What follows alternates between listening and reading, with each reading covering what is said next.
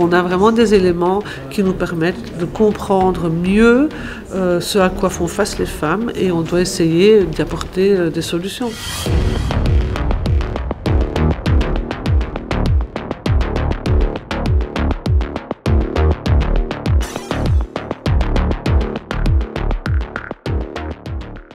Je vais présenter le contenu de quelques paragraphes du rapport et bien entendu nous aurons l'occasion ensuite de répondre à vos questions avec deux experts.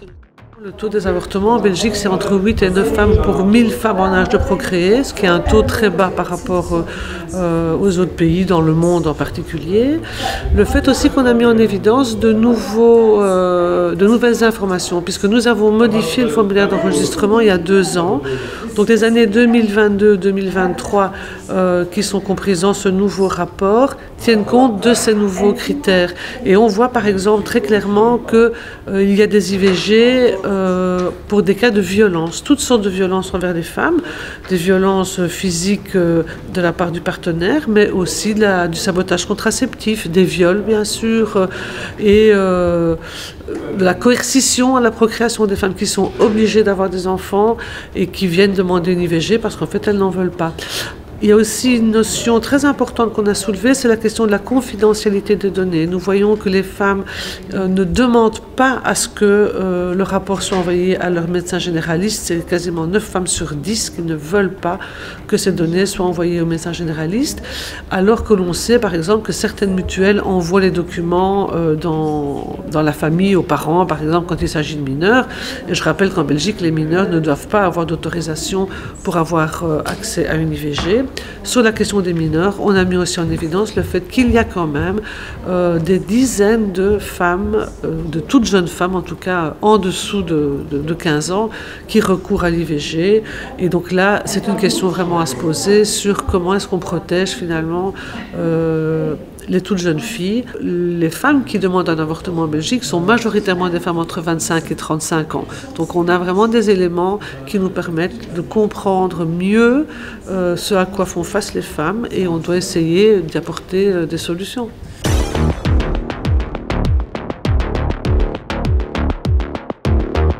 La question du délai pour avorter en Belgique est de 12 semaines après la conception.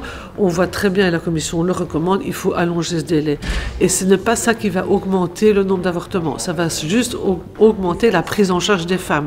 Puisqu'en Belgique, les femmes avortent en moyenne entre 5 et 7 semaines. Donc les femmes le font très très tôt. Mais effectivement, il y a des femmes qui ne voient pas la grossesse. Il y a des femmes qui sont confrontées à des parcours de soins problématiques. Elles ne savent pas où s'adresser. Et le fait qu'on a une course contre la montre, puisqu'on a une semaine d'attente obligatoire entre la prise de rendez-vous et l'intervention, eh bien, ça provoque finalement des dépassements de délai et un délai qui manifestement est trop limité.